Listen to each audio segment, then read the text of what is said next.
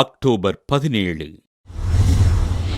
புனித அந்தியோக்கு நகர், புனித இஞ்ஞாசியார். சிறிய நாட்டில் பிறந்த இஞ்ஞாசியார் புனித பேதுரு, புனித யுவோடியஸ் ஆகியோருக்குப் பின்பு அந்தியோக்கு நகரின் 3வது ஆயராக பொறுப்பேற்றார்.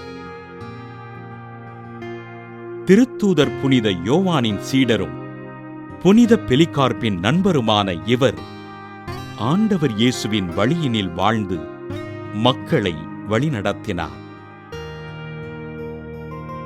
கிறிஸ்தவர்களை தண்டிப்பதற்காக பல்வேறு சட்டங்களை நிறைவேற்றிய அரசன் டிராஜன் 40 ஆண்டுகள் ஆயராக இருந்த இஞ்ஞாசியாரை கைது செய்து ரோமைக்கு நாடு கடத்தினார்.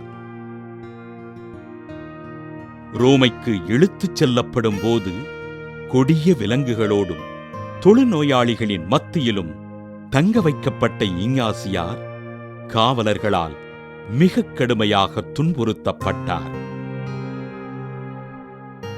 துன்புறுகின்ற கிறிஸ்தவர்களுக்காக 7 கடிதங்களை எழுதிய இஞ்ஞாசியார் யூத கிறிஸ்தவர்களையும் யூதர் அல்லாத கிறிஸ்தவர்களையும் சிலுவையில் அறையப்படுவதற்காகவே இயேசு பிறந்தார் என்று போதித்தவர்களை கடுமையாக கண்டித்தார்.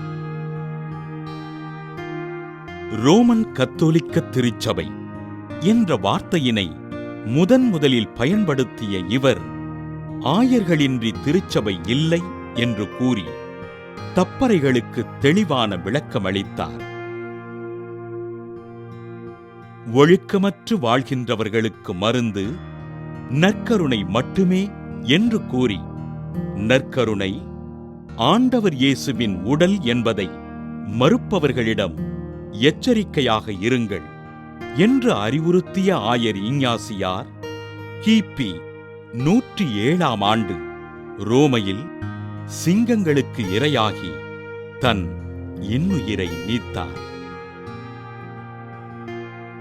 இயேசு கிறிஸ்துவிற்கு பணிவது போல் ஆயர்களுக்கு கீழ்ப்படியும் போது நீங்கள் சாதாரண வாழ்வு வாழ்வதில்லை, இயேசுவின் வாழ்வினையே வாழ்கிறீர்கள் என்று கூறி ஆண்டவரின் பணியினைச் செய்த அந்தியோக்கு நகர் ஆயர் இஞ்ஞாசியாரை திரு அவை புனிதராக உயர்த்தியது. புனித இஞ்ஞாசியார் திருவிழாவினை கொண்டாடுகின்ற நாம் நமது ஞான மேய்ப்பர்களுக்கு கீழ்ப்படிந்து பரிசுத்த ரோமன் கத்தோலிக்க திருச்சபைக்காக ஆண்டவரிடம் ஜெபிப்போம்.